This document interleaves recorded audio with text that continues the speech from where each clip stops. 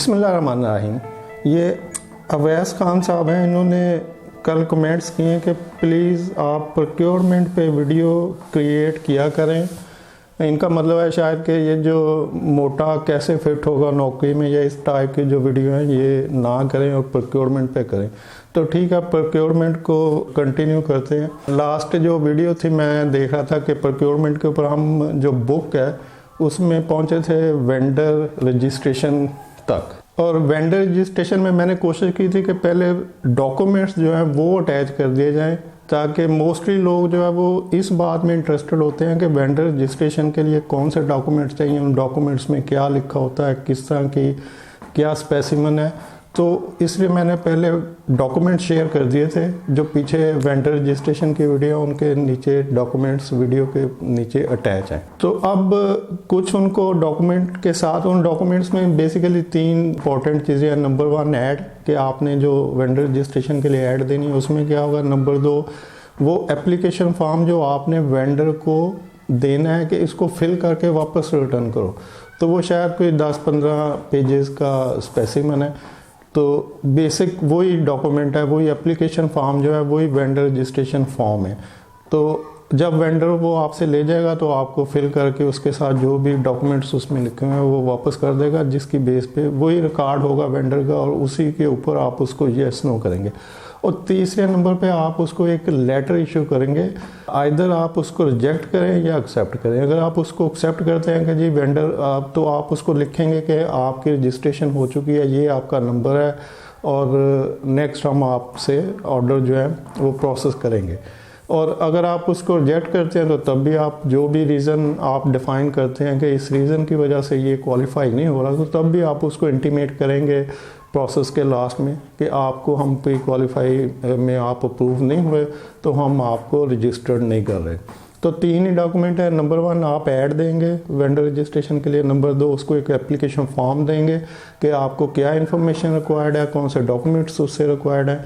और नंबर 3 आप उसको फाइनली एक्सेप्टेंस या रिजेक्शन का एक लेटर इशू करेंगे कि आपको हम रख रहे हैं या नहीं रख रहे हैं। तो अब वेंडर रजिस्ट्रेशन को थोड़ा सा और एक्सप्लेन करता हूँ, मे बी एक आध वीडियो और बनानी पड़े। वेंडर रजिस्ट्रेशन आप इसलिए करते हैं कि आपने अगले साल के लिए या जिस पीरियड के लिए आप कर रहे होते हैं, नॉर्मली ये 1 साल ही होता है, तो उस अगले साल में आपने जो चीज़ें परचेज़ करनी है, जो आपकी कंज्यूमेबल है, रॉ मटेरियल है, जो भी आपके मंथली रिक्वायरमेंट्स में चीज़ें आती हैं, वो सब चीज़ों के आप वेंडर सेलेक्ट करके पहले से रख लेते हैं। तो आप आपने उनको अगले साल में पूरे में ऑर्डरिंग करनी है और चीज़ें लेनी है, उनको पेमेंट करा देनी है। तो इसलिए वेंडर का प्रोसेस होता है। लेकिन वेंडर का प्रोसेस 2 जगहों पर करने की ज़रूरत नहीं होती, और वो 2 जगह हैं। नंबर 1 कैश आइटम, अगर आप कैश परचेज कर रहे हैं तो आपको वेंडर रजिस्टर करने की ज़रूरत नहीं है। कोई भी प्री क्वालिफिकेशन कैश परचेज के लिए ज़रूरी नहीं होती, बल्कि यहाँ तक कहा जाता है कि कैश परचेज के लिए कुछ सिस्टम की ज़रूरत नहीं होती, किसी मैनुअल की ज़रूरत नहीं होती।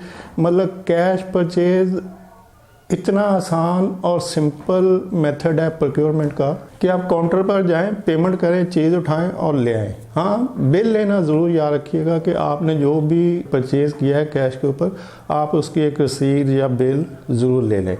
ये अकाउंट फार करने के लिए होता है, रिकॉर्ड के लिए होता है कि आपने इस जगह से ये चीज़ इतनी कीमत में ली है। तो कैश परचेज के लिए किसी सिस्टम की ज़रूरत नहीं होती, इसीलिए पेटी कैश इशू किया जाता है। पेटी कैश वो अमाउंट होती है, पेटी कैश की डेफिनेशन ये है कि ये स्टोर्ड अमाउंट है, यानी स्टोर जो अमाउंट आपके पास पड़ी है, यानी स्टोर है जो अमाउंट किसी भी आपकी एमरजेंसी परचेज के लिए, या वो परचेज जो डिफ़ाइन कर दी गई है कि ये पेटी कैश में परचेज हो सकती है, उसके लिए जो अमाउंट आपके पास स्टोर है वो पेटी कैश है। और ये पेटी कैश आपकी कंपनी का एसेट होता है, यानी जो कंपनी का अवेलेबल कैश होता है उसमें ये एंटर होता है कि इतना कैश यहाँ पड़ा है, इतना बैंक में पड़ा है, इतना इधर इधर, मतलब ये टोटल एसेट जो कैश अवेलेबल है उसमें पेटी कैश भी शामिल होता है। तो पेटी कैश की परचेज सिंपल परचेज होती है, आप पे करें और चीज़ ले आएँ, साथ बिल ले आएँ। इसके लिए किसी सिस्टम की ज़रूरत नहीं होती, किसी अप्रूवल की ज़रूरत नहीं होती, क्योंकि जो भी कंपनियां मैनुअल रखती हैं, सिस्टम रखती हैं, उन्होंने डिफाइन किया होता है अपने सिस्टम के अंदर, मैनुअल के अंदर, कि आप इतनी अमाउंट तक की जो परचेज़ है वो कैश पे कर सकते हैं और उसके लिए किसी चीज़ की ज़रूरत नहीं है। और नंबर 2 जिसके लिए वेंडर की रजिस्ट्रेशन की ज़रूरत नहीं है वो है टेंडरिंग। टेंडरिंग में चूँकि इटसेल्फ प्री क्वालिफिकेशन का प्रोसेस हो रहा था, यानी जब भी आप कोई टेंडर देते हैं, और ये टेंडर लाजमी नहीं कि गवर्नमेंट के जो ऑफिस हैं या गवर्नमेंट के जो प्रोजेक्ट होते हैं, जॉब होती है, वहाँ पर टेंडर होता है। गवर्नमेंट के अलावा ये प्राइवेट कंपनियों में भी टेंडरिंग का प्रोसेस हो रहा होता है। जैसे कि आपने कोई नई फैक्ट्री बनानी है तो वो जो पूरा प्रोजेक्ट है कंस्ट्रक्शन का, फैक्ट्री बनाने का, उसके लिए आप टेंडरिंग कर लेते हैं। आप कुछ ठेकेदारों को प्री क्वालिफाई कर लेते हैं, कुछ बिल्डर्स को कर सकते हैं। मतलब कोई भी ऐसा प्रोजेक्ट, कोई प्लांट मशीनरी है, कोई बड़ा प्रोजेक्ट जिसको आप समझते हैं कि ये हमारे जो रेगुलर वेंडर हैं जिनको हमने रजिस्टर्ड किया हुआ, उनमें इतनी स्किल्स नहीं है, कैपेसिटी नहीं है, या ये प्रोजेक्ट उनके रिलेटेड नहीं है, तो फिर आप एक टेंडर अनाउंस कर देते हैं कि जो भी लोग इस प्रोजेक्ट के लिए इंटरेस्टेड है वो हमारे पास प्री क्वालिफिकेशन या प्री रजिस्ट्रेशन के लिए हाजिर हो सकते हैं। तो हम उनको चेक करेंगे और क्वालिफाई करके उनसे फिर बिडिंग करेंगे। तो इस तरह से 2 चीज़ें ऐसी हैं, नंबर 1 कैश परचेज जिसमें वेंडर रजिस्ट्रेशन की ज़रूरत नहीं होती, और नंबर 2 टेंडरिंग, उसमें भी वेंडर रजिस्ट्रेशन की ज़रूरत नहीं होती। उम्मीद है आपको इन्फॉर्मेशन पसंद आएगी। वीडियो देखने के लिए शुक्रिया। अल्लाह हाफिज़।